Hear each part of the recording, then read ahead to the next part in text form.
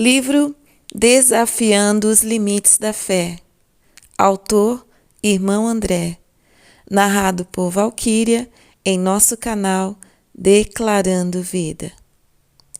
Capítulo 11. O Desafio Muçulmano. Embora eu tenha viajado periodicamente ao Oriente Médio durante todo o meu ministério e feito ali muitos amigos cristãos, por muitos anos fui ingênuo em relação à presença da Igreja em países rigidamente muçulmanos. Apenas supunha que não havia igreja ali, que os governantes fundamentalistas islâmicos a haviam esmagado. Imagine qual foi minha surpresa quando, no final dos anos 70, um homem do Oriente Médio veio conversar comigo numa conferência, dizendo: Irmão André, quando é que o senhor vai visitar as igrejas do Irã? Ele se identificou como um pastor evangélico iraniano e falava sério. Boquiaberto, olhei para Johan, que estava ao meu lado, e depois dirigi-me ao homem. O que o senhor quer dizer com a igreja do Irã? Perguntei assombrado. Existe realmente uma igreja neste país? O Ayatollah Khomeini estava no poder e seu fanático regime islâmico condenava praticamente tudo o que sabia ao Ocidente. Por isso supunha eu que a igreja cristã já fora proscrita havia muito tempo. Mas me enganava. Eu e meu colega Johan, finalmente, fomos ao Irã pela primeira vez no inverno de 1981, no auge do poder do Khomeini, e no meio da guerra Irã-Iraque. Os reféns da embaixada americana em Teherã haviam sido libertados poucos meses antes. Nosso avião pousara no meio de uma terrível nevasca. Dentro do terminal, a confusão era absoluta. Centenas de pessoas aguardavam horas pela bagagem. E todos acorriam alucinadamente ao local da retirada das bagagens quando chegava algo. Pessoas brigavam, berravam e xingavam-se de tão irritadas. Afinal, divisamos nossas malas atrás de uma fileira de escrivaninhas e depois de pulá-las para chegar até os volumes, conseguimos passar pela alfândega e sair do aeroporto, onde um carro nos aguardava. O ambiente caótico do aeroporto parecia continuar no caminho até a igreja cristã. A maioria dos sinais de trânsito não funcionava e as pessoas simplesmente ignoravam os que estavam ligados, provocando engarrafamentos e batidas. Finalmente chegamos ao pequeno edifício da igreja, que ficava na mesma rua da embaixada americana.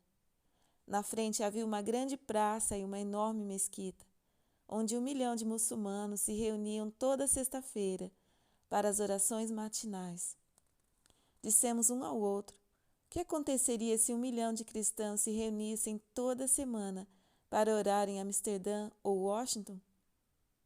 Dentro da igreja havia uma pequena livraria onde se viam exemplares de O Contrabandista de Deus, recentemente publicado na língua persa.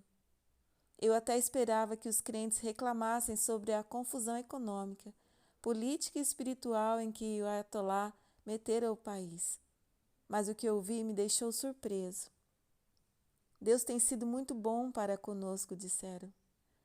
Por causa de todo o caos e confusão, a igreja pudera usar a mesma licença 5 vezes para imprimir mais Bíblias. Além disso, mais muçulmanos passavam a frequentar a igreja e os crentes podiam partilhar com eles o amor de Deus, embora não lhes fosse permitido fazer proselitismo. Mas meus irmãos cristãos ainda fizeram outra afirmação surpreendente. Khomeini foi a maior bênção que nosso país já teve, disseram-me, pois revelou a verdadeira natureza do Islã. Antes dele, o Irã era um pacote belamente embrulhado sobre o consolo da lareira. Khomeini pegou o pacote, abriu e mostrou ao mundo o que realmente há lá dentro. De fato, muitos com quem conversei haviam experimentado pessoalmente o lado sombrio do Islã na forma de intolerância, molestamento e frequentes inspeções e interrogatórios policiais. No entanto, a perseguição parecia somente fortalecer-lhes a fé. Que belo despertar provocou aquela visita! Depois de toda a pregação que eu fizera sobre país nenhum ser fechado aos olhos de Deus, percebi que vinha descartando lugares como o Irã e a Arábia Saudita, supondo que nenhuma igreja conseguiria sobreviver ali. Meus olhos se abriram e eu quis fazer algo acerca do problema. Primeiro informamos nossos parceiros de oração de todo o mundo e pedimos-lhes que intercedessem pelos irmãos e irmãs do Irã. Então, nos anos 80, começamos a financiar pequenos projetos para fortalecer a igreja, fornecendo materiais de estudos e bibliotecas para os pastores, além de auxílio financeiro às suas famílias. Enquanto persistíamos nas orações pelos líderes da igreja, Deus nos deu outra ideia. Por que não tirar alguns deles do país para uma semana de encorajamento, ensino e descanso? Certamente lhes faria bem um alívio da pressão diária da vida de ministros cristãos numa sociedade tão hostil à sua fé. Assim, em 1991, concebemos um plano para levar de avião 12 pastores principais e suas esposas até um país relativamente livre do Oriente Médio, onde pudessem tirar umas férias. Todos os preparativos tinham de ser feitos com muita discrição, para não atrair a atenção da polícia secreta iraniana. Mesmo assim, enquanto Johan e eu esperávamos para pegá-los no aeroporto próximo do nosso centro de retiros, não tínhamos ideia de quantos dos casais conseguiriam sair do Irã. Cidadãos iranianos normalmente podem viajar para fora do país, mas, como pastores figuravam na lista de vigilância da polícia, a chance de ser seguidos ou detidos era muito maior. Preocupou-nos um pouco a informação de que o voo estava atrasado, mas quando finalmente chegou e os passageiros surgiam no portão de desembarque, reconheci alguns dos pastores que encontráramos antes. Suspiramos aliviados, pois pelo menos alguns deles haviam conseguido. Um por um, os casais passaram pela alfândega. As esposas usavam os véus sobre o rosto, mesmo no calor que fazia, para não violar as leis iranianas. Todos se mantiveram razoavelmente reservados de início, pois ainda estavam em público, mas pude notar a empolgação nos seus olhos. Um dos 12 casais foi parado na alfândega e tivemos de aguardar 45 minutos enquanto os dois eram minuciosamente revistados, embora estivessem já fora do Irã.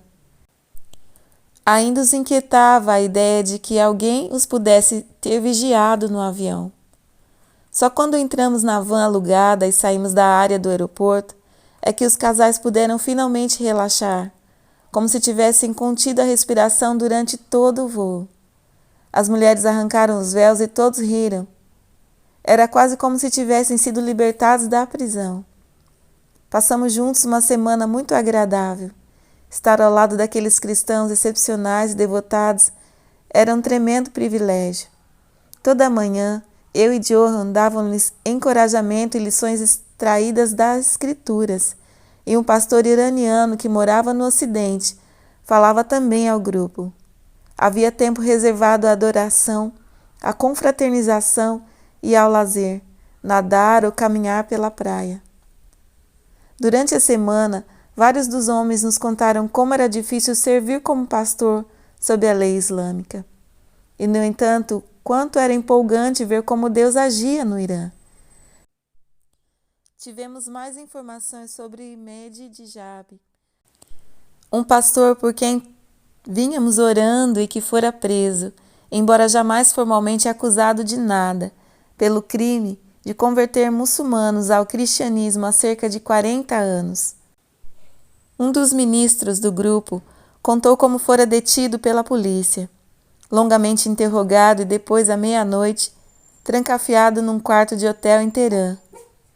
Depois de ficar ali sentado várias horas, orando e perguntando o que poderia lhe acontecer a seguir, alguns dos interrogadores surgiram à porta.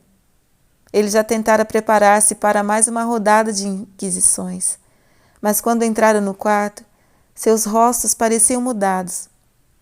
Conte-nos mais sobre esse Jesus de quem você falou, disseram-lhe. No interrogatório, eles lhe contaram o que Cristo fizera pela sua vida. Agora queriam saber mais.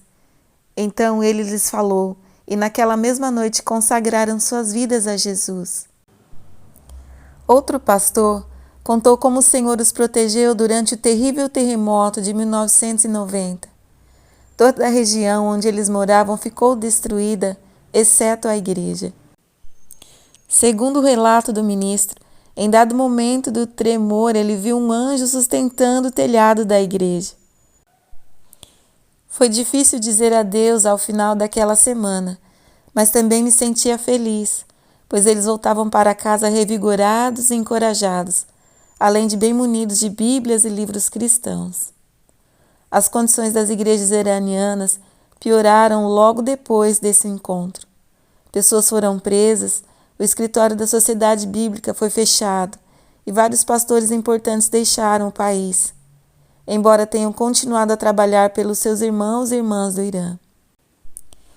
Um dos homens que poderia ter saído, mas preferiu ficar, foi o pastor Haik Hossefian. Conheci seu irmão no encontro e mais tarde tive a oportunidade de conhecer o próprio Haik.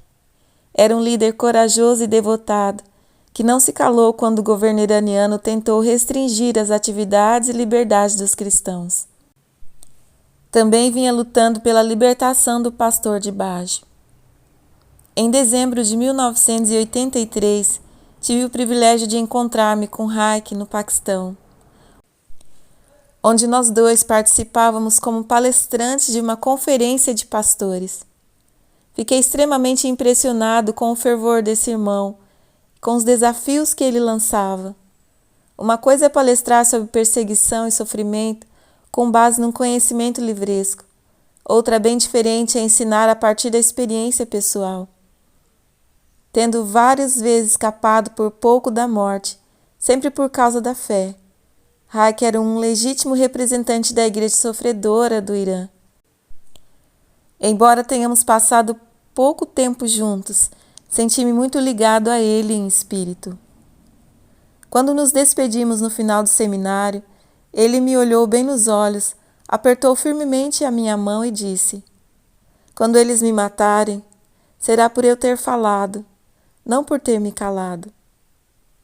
Quando e não se. De volta ao Irã, Haik continuou a pregar corajosamente o Evangelho. Também defendia vigorosamente seu irmão cristão, Mehdi de Baji, que naquela época já amargava 9 anos na cadeia. O pastor de Baji era um homem notável, totalmente devotado a Deus e disposto a morrer por ele. Em 2 desses 9 anos, Mehdi ficara confinado a uma cela escura de apenas 1 metro quadrado.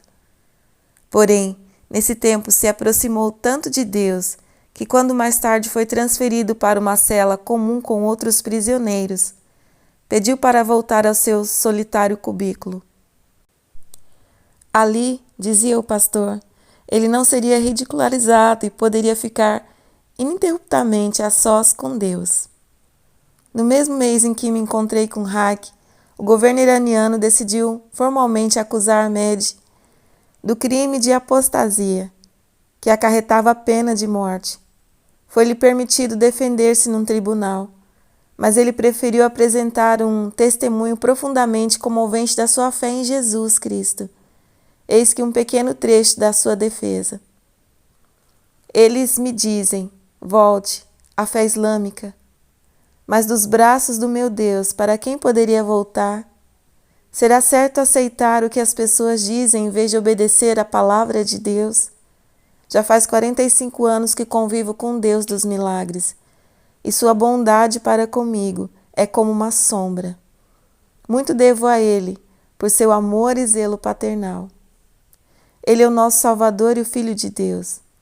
Conhecê-lo significa conhecer a vida eterna. Eu, pecador imprestável, acreditei na sua amantíssima pessoa e em todas suas palavras e milagres registrados nos evangelhos, e consagrei minha vida às suas mãos. A vida é para mim uma oportunidade de servi-lo, e a morte é uma oportunidade melhor de estar com Cristo. Assim, não estou apenas satisfeito por estar na prisão para honrar o seu nome, mas também pronto a entregar minha vida por amor de Jesus, meu Senhor, entrando mais cedo no seu reino. Insensível, o tribunal condenou a si mesmo e o sentenciou à morte na forca. Quando a notícia nos chegou, imediatamente alertamos nossas cadeias de oração e logo milhares de cristãos de todo o mundo intercediam pelo irmão de Bage. O pastor Hayek também orava, mas também o defendia publicamente. Menos de 3 semanas depois recebemos uma maravilhosa resposta às nossas orações. O irmão de Bage fora solto. Aparentemente o clamor popular, aliado a tantas orações, fizeram o governo recuar. Mal sabíamos, porém, que o governo não havia desistido da sua meta, mas meramente alterara a estratégia. Em vez de passar pelo sistema judicial oficial, recorreria aos meios clandestinos para fazer seu trabalho sujo. Poucos dias depois da libertação de Med, Hayek desapareceu, enquanto se dirigia ao aeroporto de Teherã para buscar um amigo. Foi sequestrado e brutalmente assassinado. Assim, em meio à alegria pela miraculosa libertação do pastor Med, lamentávamos profundamente a sorte do pastor Hayek. Senti especialmente a perda dessa alma gêmea, desse corajoso homem de Deus. No enterro de Hayek, Med disse: "É eu que deveria ter morrido e não ele." Ele tinha mulher, família e um ministério. Med também tivera família um dia, mas enquanto estava na prisão, sua esposa se converteu ao Islã e o deixou. O assassinato de Hayek foi só o começo. 5 meses mais tarde, Med de Bage também foi morto, novamente em circunstâncias suspeitas. Depois, o sucessor de Hayek, Tateus Michalian, foi alvejado na nuca. 3 homens de Deus assassinados em 6 meses apenas. O novo líder da igreja hoje mantém-se discreto e trabalha com uma equipe para minimizar os riscos. Desde então, temos proporcionado auxílio às famílias desses mártires e continuamos trabalhando para fortalecer igrejas no Irã, fornecendo-lhes Bíblias e livros cristãos. E continuamos confiando na persistência da igreja de todo o mundo. Que ela interceda em nome da igreja do Irã, especialmente dos seus novos líderes. Creio que o Islã representa hoje o maior desafio à igreja. Não a sistemas políticos ou econômicos, mas à igreja. Por quê? Em termos mais simples, porque nós da igreja ocidental não chegamos nem perto de igualar o nível de dedicação, determinação e força de muitos grupos muçulmanos. Cristo e a Bíblia, sem dúvida, nos chamam a um compromisso radical, mas nós não exibimos no modo em que vivemos. Até que o façamos, o Islã vai continuar a ser a religião que mais cresce no mundo, não pela sua força, mas pela nossa fraqueza. Por esse motivo, venho dedicando o resto da minha vida ministerial a estes 2 objetivos: ir aos muçulmanos em nome de Jesus e fazer o que posso para fortalecer a igreja do mundo islâmico. De fato, é o que sempre fiz, mas como estou agora concentrado num grupo que parece ser absolutamente fechado aos cristãos, sinto-me como se tivesse começado uma carreira totalmente nova. Uma das primeiras orações da Bíblia é a de Abraão pelo seu filho. Tomara, viva Ismael diante de ti. Creio que se mais cristãos fizessem hoje essa oração, começaríamos a modificar o mundo islâmico, numa guinada para Jesus. É por isso que, em 1991, nós do Portas Abertas decidimos lançar outra campanha de orações. 10 anos de oração pela Igreja do Mundo Muçulmano. Estamos conduzindo essa campanha de modo semelhante àquela que fizemos pela União Soviética, mas com 2 diferenças importantes. Primeiro, Estamos orando por 10 anos e não por 7, pois o mundo muçulmano é muito mais fechado ao Evangelho do que jamais o foi a União Soviética. E segundo, estamos concentrando as nossas orações na Igreja do mundo muçulmano, pois ela é muitíssimo frágil, em alguns lugares quase inexistente. Sempre houve uma rede sólida e ativa de crentes na Rússia e na Europa Oriental. Isso não acontece nos países árabes.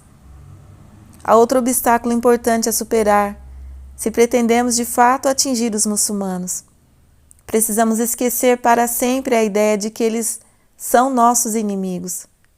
Tivemos essa postura durante décadas diante dos russos. Eles eram os terríveis e perversos comunistas que iriam conquistar o mundo. Foi exatamente essa nossa atitude que adiou por tanto tempo a queda do seu sistema. No nosso medo, não os procurávamos com o amor de Deus. Hoje muitos de nós imaginam os muçulmanos como inimigos. São todos terroristas que sequestram nossos aviões, explodem nossas embaixadas e tomam pessoas inocentes como reféns. Isso não é só falso, mas enquanto os enxergamos dessa forma, não será possível levar a eles o Evangelho. Deus não pode nos utilizar assim. Vários anos atrás fui entrevistado num programa de TV cristão nos Estados Unidos e falei sobre essa tendência que temos de criar o inimigo para nele nos concentrar. Talvez porque julgamos mais fácil identificar algo a que somos contrários do que aquilo a que somos favoráveis. Então expliquei ao entrevistador que os comunistas e os muçulmanos não são nossos inimigos. O homem ficou pasmo, levantou os braços e disse: "Ora, André, se essas pessoas não são nossos inimigos, então quem é?" "O diabo", respondi-lhes, "mas jamais as pessoas." Em muitas ocasiões em que visitamos cristãos nos países comunistas, eles nos disseram que levavam uma vida mais fácil do que nós do Ocidente. "Nós sabemos quem é nosso inimigo", diziam, "mas vocês não sabem." Enquanto imaginarmos um grupo qualquer de pessoas como inimigos, jamais poderemos amá-los. Deus não nos chama a nenhuma nação ou povo pelo qual não derramamos lágrimas ao orar por ele. Precisamos também evitar tomar partido politicamente nos vários conflitos que envolvem muçulmanos. Somos facilmente tentados a eleger os mocinhos e os bandidos. Mas qualquer um que já tenha se dedicado ao estudo dos problemas do Oriente Médio pode lhe dizer que cada questão, cada situação é muito mais complexa do que parece. Cada um dos lados tem razões boas e más. Cada lado tem feito algumas coisas boas e cometido algumas atrocidades também. Portanto, em vez de sempre procurar o inimigo ou tomar partido, devemos tocar todos os partidos com o amor de Jesus. Devemos nos esforçar por ser como o anjo que cruzou o caminho de Josué quando ele se aproximava de Jericó. Josué 5, 13 e 14. Josué fez a mesma pergunta que tendemos a fazer: "És tu dos nossos ou dos nossos adversários?" O anjo lhe respondeu que não era nenhum nem outro, identificando-se como um integrante do exército do Senhor. Não sou nenhum especialista em maometismo e jamais o serei. Continuo lendo e estudando sua filosofia e teologia, pois quero compreender as suas necessidades, suas mágoas, seus medos em relação ao futuro e à eternidade. Acima de tudo, quero ouvi-los, só assim posso ajudá-los. Cada viagem que fiz ao Oriente Médio, desde as primeiras visitas a Israel e a Jordânia, em meados dos anos 60, foi educativa para mim. Geralmente era uma reeducação, pois precisei reaprender muitas das coisas que me foram ensinadas pelos líderes da Igreja Ocidental. Estando lá, vendo a situação com meus próprios olhos, conversando com muitas pessoas face a face, adquiri uma concepção totalmente nova desta parte do mundo e dos seus diversos povos. Quero dar alguns exemplos. Aprendi que há muitos cristãos entre os palestinos. Quando comecei de fato a conversar com esses crentes, eles derramaram diante de mim sua dor. especialmente a dor de não ser reconhecido pela Igreja Ocidental como parte do corpo de Cristo. Muitos cristãos do Ocidente, diziam-me eles, são tão obcecados com Israel e seu lugar na profecia bíblica que ignoram completamente a Igreja de Israel, que hoje é de 85% árabe. Como resultado, os crentes de lá se sentem sós, abandonados, traídos. Em Gaza, uma pequena igreja batista ficou sem pastor por muitos anos. Além disso, o imprescindível hospital missionário da região luta pela sobrevivência e contra uma dívida de $1 milhão. Segundo esses crentes, os cristãos ocidentais não somente ignoram a Igreja de Israel, mas também o tratamento frequentemente desumano dispensado pelo governo israelense aos palestinos.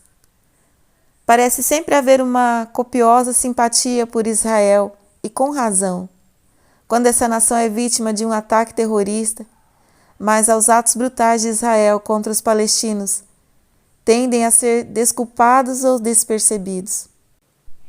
Os cristãos palestinos às vezes são vítimas desse fogo cruzado, mas não tem quem os defenda ou apoie. Aprendi que a porcentagem de cristãos no Oriente Médio vem encolhendo a um ritmo alarmante. Por motivos diversos, grandes números deles emigraram neste século e a tendência se mantém. Na Síria e no Iraque, por exemplo, os cristãos representavam na virada do século entre 30% e 40% da população. Hoje esse número chega apenas a 3% ou 4%. Na Palestina e na Jordânia, a porcentagem de cristãos caiu de 32% para 4% no mesmo período.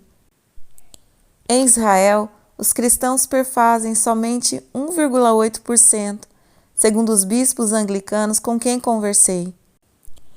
O arcebispo da Cantuária recentemente comentou que, por volta do ano 2000, Israel seria uma Disneylândia cristã. Aprendi que, assim como os cristãos, os muçulmanos têm muitas subdivisões.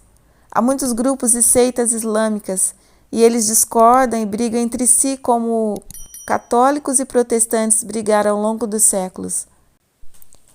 Alguns interpretam o ensinamento muçulmano da jihad ou guerra santa como guerra mesmo e até terrorismo, enquanto os outros acreditam que significa apenas que devem se esforçar por obedecer aos ensinamentos alcoranitas. Assim pude perceber rapidamente que os muçulmanos não formaram um grupo monolítico, no qual todos tinham a mesma crença e agiam da mesma forma.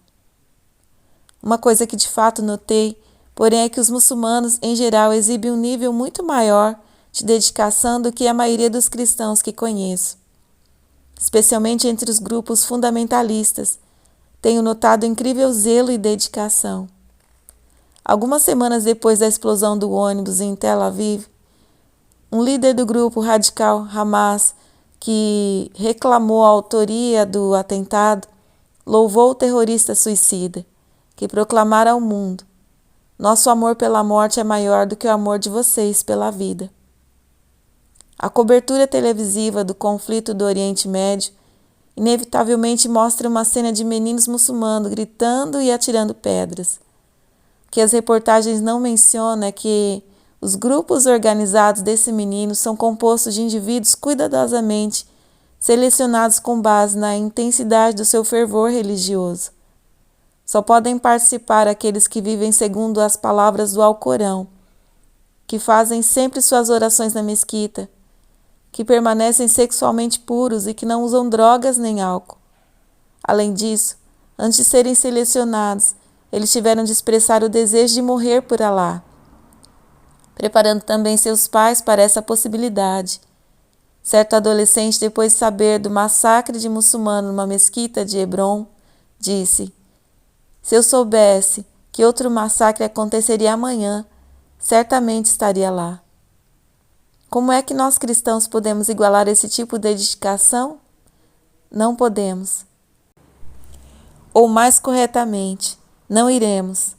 A Bíblia em momento nenhum nos incentiva a buscar a oportunidade de morrer, mas diz sem dúvida que precisamos estar dispostos a morrer pela causa de Cristo. Infelizmente, muitos de nós não levam a fé tão sério assim, e os muçulmanos sabem disso. Aprendi que a Igreja do Oriente Médio não descobriu ainda como lidar com os muçulmanos convertidos. O problema é que em muitos países islâmicos a conversão ao cristianismo é ilegal.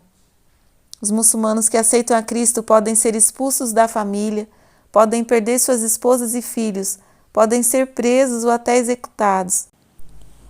Por outro lado, os cristãos, especialmente os pastores em muitos países islâmicos, podem ser detidos e encarcerados por evangelizar os muçulmanos. Muitos deles simplesmente desencorajam os muçulmanos ou convertidos muçulmanos a entrar na sua igreja. À medida que mais e mais missões cristãs começarem a trabalhar no mundo islâmico, essa questão de como lidar com os convertidos se tornará crucial. Tenho notado uma genuína receptividade a Jesus entre alguns grupos muçulmanos. O Alcorão considera Abraão, seus filhos, Moisés, Davi, Salomão e Jesus como profetas e reconhece a Torá, os Salmos e os Evangelhos como escrituras sagradas, embora o Alcorão seja considerada a última revelação. Sem dúvida, a oportunidade de construir pontes, desde que estejamos dispostos a ir até eles com amor. Por que passei tanto tempo trabalhando entre os muçulmanos? Porque são gente por quem Cristo morreu, assim como cada um de nós. Como você sabe, sempre me preocupei em atingir pessoas que a maioria dos outros não tenta atingir, e em fortalecer os cristãos que vivem entre elas. É por isso que naturalmente me atraem grupos como os palestinos. Além disso, nunca é demais enfatizar a urgência de atingir o maior número possível de grupos muçulmanos e árabes, enquanto eles ainda são acessíveis, pois todo aquele que é acessível também é conquistável. Vimos que há uma surpreendente receptividade ao Evangelho entre algumas dessas pessoas, mas a menos que vamos até eles agora em amor, colocando-os no caminho cristão, o contínuo ciclo de violências e vingança irá forçá-los a tomar posições duras e extremistas. Então eles virão até nós, o Ocidente cristão, brandindo a condenação. Isso já tem acontecido e, no entanto, nada fazemos a respeito. A explosão do World Trade Center foi só o começo. Na TV holandesa vi recentemente um documentário assustador sobre o aumento da atividade militante muçulmana nos Estados Unidos. O porta-voz do FBI, Oliver Revel, falou sem rodeios. O Hezbollah e o Hamas são muito ativos nos Estados Unidos. Hoje sabemos que eles têm executado operações de treinamento militar, incluindo o manejo de armas de fogo e a criação e construção de artefatos explosivos e bombas. Falo dessa ameaça não para incutir medo nos nossos corações, mas para incentivar a Igreja de Cristo a erguer-se e a agir como igreja. A menos que despertemos e consolidemos o que resta, a menos que vivamos nossa fé pelo menos tão seriamente quanto os muçulmanos vivem a sua, a menos que tomemos a iniciativa e vamos até eles, antes que eles venham a nós. Dentro de alguns anos estaremos enfrentando dias bem sombrios como cristãos. É por isso que venho tentando aproveitar cada oportunidade de evangelizar os muçulmanos, onde quer que eles estejam. Uma oportunidade incrível surgiu na minha própria terra, na Holanda, no início dos anos 80. Recebi um telefonema de um pastor da igreja americana de Haia. Ele fora procurado por um jovem árabe que buscava um ministro cristão que orasse pelo seu pai doente. O pastor queria saber se eu estava disposto a ir com ele orar pelo homem. É claro que eu iria. Assim fomos juntos até a casa em Haia e o filho nos apresentou ao seu pai, um senhor alto e magro que estava de cama e bem adoentado. Conversando com ele, descobrimos que fora diretor de uma escola cristã em Nazaré. Oramos com ele, ministramos a comunhão e até cantamos alguns hinos juntos. Na hora de ir embora, fomos à sala de estar, onde nos aguardava o filho. Era um cara encorpado e musculoso. Você trabalha com o quê? Perguntei-lhe, só para puxar a conversa. Trabalho para o presidente Arafat. Respondeu orgulhoso, sou seu braço direito. Ele atuava como principal embaixador da OLP na Europa Ocidental. Que interessante, disse eu. Será que você pode me colocar em contato com seu chefe? Respondeu que sim. Uma simples ligação telefônica resolveria o problema. Voltando para casa naquele dia, eu mal podia acreditar no que acabara de ocorrer. Fora simplesmente orar por um homem doente e acabei com a conexão direta com o presidente da OLP, Yasser Arafat. Assim tive a oportunidade de encontrar-me com Arafat, dar-lhe uma Bíblia e conversar com ele sobre Jesus. Fiquei radiante quando, pouco depois de ter me encontrado com ele, li uma entrevista num jornal inglês na qual ele afirmava que lia a sua Bíblia diariamente. Quem sabe não fosse aquela que eu lhe havia dado? De meados ao final dos anos 80, passei muito tempo em visitas ao Líbano, então devastado pela guerra. Procurava encorajar os crentes, tentando também estreitar as relações entre as várias facções combatentes. Munido de Bíblias, fui ter com o primeiro-ministro e o presidente, além da maioria dos generais dos vários exércitos envolvidos na Guerra Civil. Um relacionamento bastante promissor começou no início de 1988, num voo de Roma a Beirute. Observei um homem distinto, de turbante, sentado na primeira fileira da ala da primeira classe, cercado de guardas-costas. Percebendo que era um homem importante, comecei a orar por ele e pela oportunidade de falar com ele. Também fiz questão de passar ao lado do seu assento 4 ou 5 vezes, a caminho do banheiro, buscando captar sua atenção com o olhar. Era nada menos que o Mufar, o líder espiritual de todos os muçulmanos sunitas do Líbano. Conversamos rapidamente e dei-lhe um exemplar de O Contrabandista de Deus. Ele, por sua vez, convidou-me a visitá-lo no seu gabinete. Perfeito. Assim, na semana seguinte, apareci no pequeno palácio do Mufat, situado no centro de Beirute Oriental, a região muçulmana da cidade. Mal havia entrado no seu gabinete, ele disparou. André, esse livro que você me deu, todo dia depois do jantar eu leio à mesa para os meus filhos. Passamos juntos bons momentos de fecunda conversa, partilhando nossas esperanças de paz. Dei-lhe de presente a Bíblia. Depois ele disse, André, esse Jesus de vocês, nós o conhecemos melhor do que vocês, pois ele era um de nós. Viveu entre nós, conhecia a nossa cultura, falava a nossa língua e sentiu a nossa dor. Quando fui embora, sentia-me grandemente encorajado pela possibilidade de ampliar o diálogo com esse líder muçulmano. 6 semanas mais tarde, ele e todos seus guarda-costas foram despedaçados por um carro-bomba. O que pode fazer uma pessoa que vive onde tais atos de terrorismo são comuns? Pode sair de lá o mais rápido possível, como muitos fazem, ou pode decidir ficar e agir como representante de Cristo.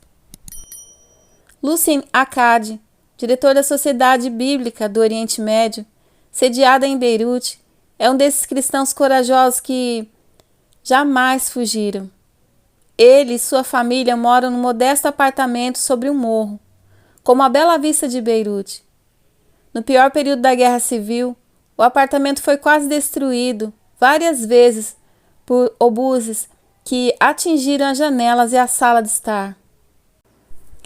No último bombardeio, a família de Lucien buscou refúgio no abrigo subterrâneo, onde eles assistiram ao vídeo O Refúgio Secreto. Ele estava telefonando na cozinha, por trás da parede da sala, quando um obus acertou em cheio o prédio, atirando ao chão e demolindo boa parte do apartamento. Só não perdeu a vida porque estava atrás da parede. A explosão o deixou surdo por cerca de uma semana, mas fora isso não ficou realmente ferido. Fui visitá-lo logo depois do bombardeio e nos sentamos em meus escombros naquilo que fora sua sala de estar. Ele estava compreensivelmente desanimado e falava em desistir de tudo e deixar o país. Depois de passar um dia com ele, pude entender seus motivos.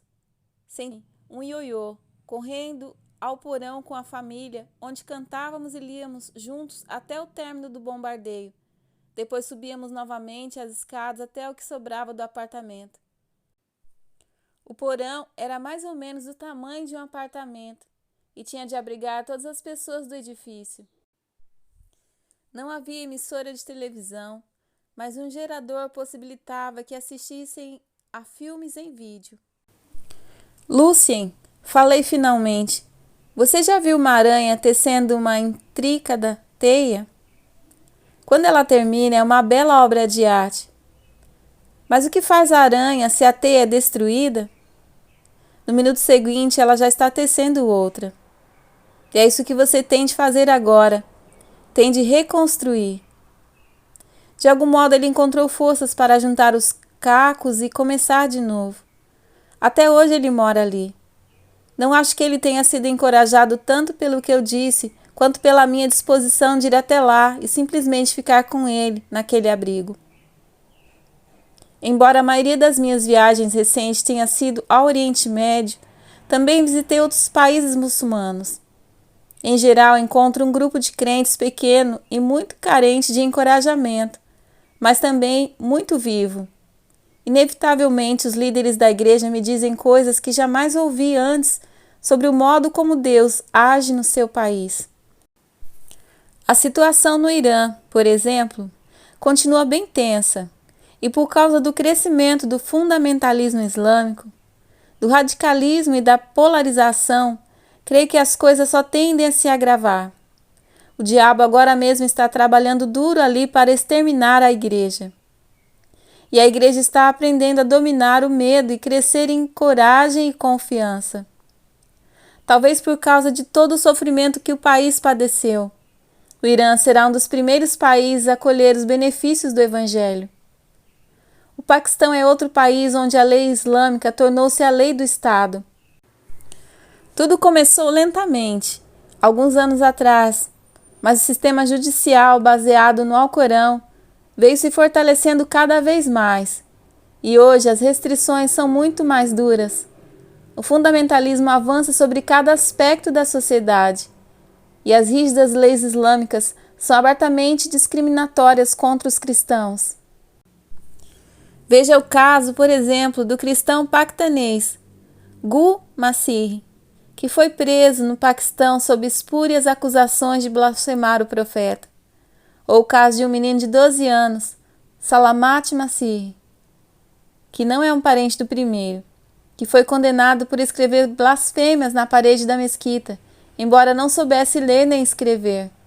Ambos foram condenados à morte, mas pela graça de Deus e uma maciça campanha de envio de cartas por parte dos colaboradores dos Portas Abertas e de muitos outros ministérios e indivíduos, eles acabaram libertados, mas nem toda a história tem final feliz. Neste capítulo ainda, mal arranhei a superfície no tocante às necessidades da igreja do mundo muçulmano.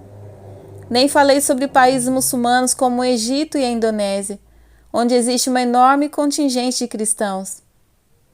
A Igreja Ortodoxa Copta do Egito, fundada pelo apóstolo Marcos, tem quase 2.000 anos e 7 milhões de fiéis. Entre eles há muitos crentes nascidos de novo.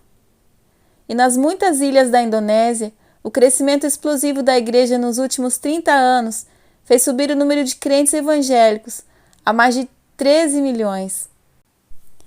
É em países como esses, onde a igreja atua com sucesso em meio a uma maioria muçulmana, que os cristãos devem tomar a iniciativa de travar relações com os muçulmanos. Eles já viveram e trabalharam lado a lado com os maometanos. Tempo bastante para conhecer suas necessidades, suas mágoas, seus medos, sua profunda sede espiritual.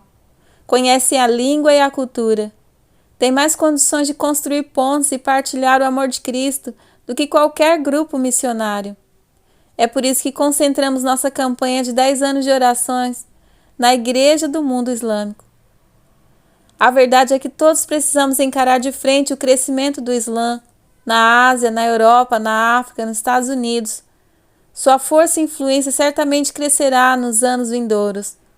E a única forma de nós, da Igreja, permanecermos firmes é despertar, ouvir hoje o chamado de Deus, onde quer que estejamos, e então levar bem a sério este chamado. Uma recente experiência que tive no aeroporto israelense de Tel Aviv simbolizou tanto o problema do mundo hoje quanto a solução que só pode ser encontrada em Cristo. A segurança no aeroporto é compreensivelmente bastante rígida e cada passageiro é entrevistado por 1, 2, às vezes 3 agentes antes de receber permissão para embarcar no avião. Eles querem saber por onde você viajou em Israel e o que você fez ali. Caso você tenha visitado qualquer região de tensão ou atividades anti-israelenses, é retido e interrogado mais a fundo, às vezes durante horas. Cada centímetro quadrado da sua bagagem é inspecionado. Se perder o avião, azar. Tem de marcar outro voo. Como tenho a tendência a evitar áreas seguras e pontos turísticos, passar pelo torquinete do aeroporto é para mim muitas vezes uma experiência traumática. Certa vez tive de tirar praticamente toda a roupa e ficar numa cabine de inspeção separada. Foi muito constrangedor. Nessa mesma viagem, 2 amigos me haviam levado ao aeroporto. Percebi que havia visitado os mesmos locais da última vez e orei para não ter de passar por outro interrogatório. Senhor, farei qualquer coisa por ti se me poupares dessa humilhação. Demora tanto e estou tão cansado, não creio que consiga suportar isso. Quando desci do carro, um dos meus amigos me disse: André, quando você chegar ao local da fiscalização, tente pegar um inspetor homem e não uma mulher. As mulheres são muito mais fanáticas. Adivinha o que aconteceu? Então por onde o senhor andou? Disse com voz severa a mulher de uniforme. Suspirei e entreguei-lhe meu passaporte. Geralmente, quando vou a Israel, tiro um novo passaporte na Holanda para limpá-lo dos vícios dos países errados. Entre aspas. Nessa viagem não consegui tirá-lo a tempo. Pareciam gritar para a inspetora. Líbano, Egito, Arábia Saudita. Além disso, minha mala estava cheia de adesivos e etiquetas de outros aeroportos proibidos, entre aspas. Estive em Belém, disse eu, sabendo que a resposta não a deixaria muito contente. Belém fica na margem ocidental, território palestino ocupado por Israel. Onde mais? Kiryat Arba. Seus olhos faiscaram descrença. O que o senhor foi fazer lá? Questionou. Kiryat Arba é um assentamento judeu extremamente ortodoxo. E por causa da intranquilidade, o governo determinara o toque de recolher naquela semana na vizinha Hebron. Ora, respondi, o filho de um amigo holandês mora ali com a família. Ele foi recentemente baleado por um terrorista palestino. Eu queria consolar a família. A inspetora pareceu amolecer um pouco. Belém num dia e Kiryat Arba no outro. É uma bela mudança, senhor. Pois é, respondi. Mas são ambos lugares de gente sofrida. Não um grupo étnico vasto e sem rosto para projetar nosso ódio. Não um novo inimigo para substituir os comunistas, mas filhos de Abraão, gente criada à imagem de Deus, gente necessitada de um Salvador, chamado Jesus. Fitei-a e vi lágrimas nos seus olhos. Ela fechou aquele meu passaporte recheado de vícios suspeitos e me mandou seguir. Logo depois embarcava no avião que me levaria para casa. 10º passo. Deixe que o poder de Deus flua através de você para um mundo necessitado.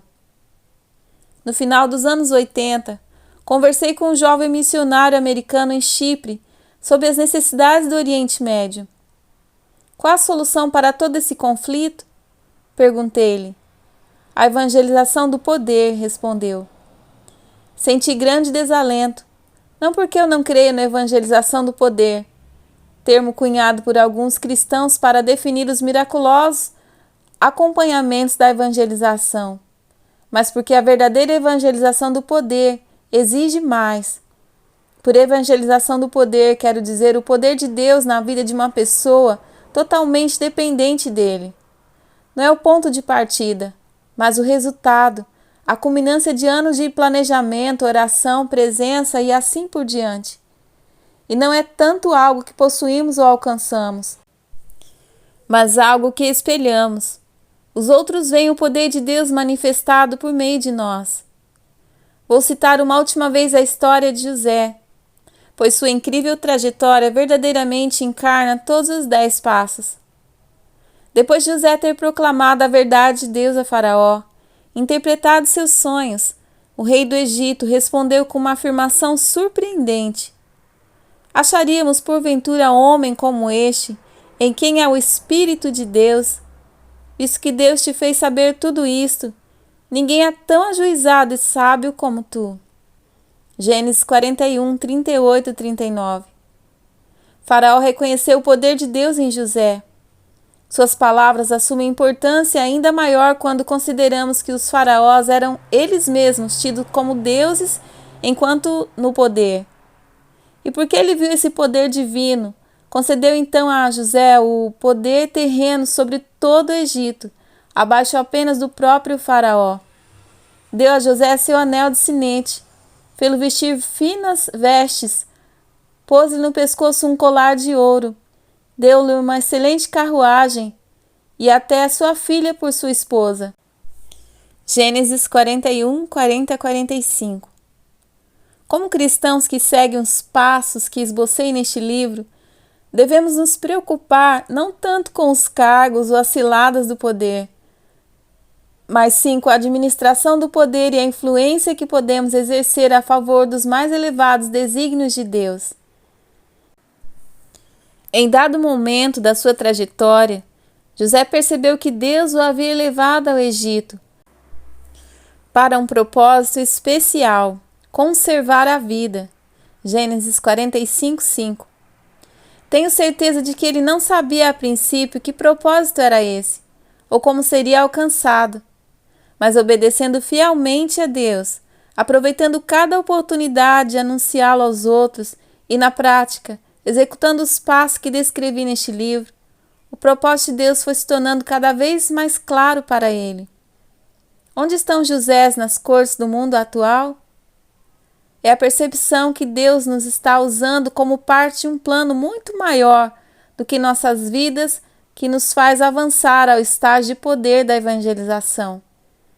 É claro que o plano de Deus para nós é sempre maior do que nossas vidas, mas quando finalmente passamos a nos dedicar a esse propósito, quando vivenciarmos o poder de Deus, permitindo que sejamos usados para conservar a vida, fortalecer a igreja ou influenciar as políticas de uma corporação ou de um país, aí sim teremos verdadeiramente aceitado o controle de Deus sobre nossas vidas. Como iremos nos sentir nesse estágio de poder da evangelização? Provavelmente vivenciaremos uma sensação de pequenez, de inadequação, de dependência total do poder de Deus, pois nós mesmos não temos poder algum. É exatamente assim que deve ser, e a única maneira de sermos verdadeiramente eficazes. E como a situação a que fomos chamados inicialmente já mudou, somos levados de volta ao primeiro passo, onde ouvimos novamente a palavra profética de Deus. Ele pode estar nos chamando a uma nova situação, ou a um diferente aspecto da situação atual, mas então teremos uma nova oportunidade de passar por esse espaço com fé e confiança mais profundas. Este foi o nosso último capítulo do livro Desafiando os Limites da Fé, do nosso amado irmão André. Agradeço muito a Deus pela vida deste homem de Deus, que deixou marcas, deixou um legado excelente neste mundo. E foi ter com o Senhor neste mês agora de outubro. Glória a Deus pela vida deste homem de Deus. E agradeço a Deus também por sua vida, por estar conosco aqui no nosso canal Declarando Vida. Se você ainda não é inscrito em nosso canal, se inscreva, deixe aí seu like e o seu comentário. Muito obrigado por sua presença aqui conosco. Deus abençoe. Um grande abraço. Fiquem com Deus.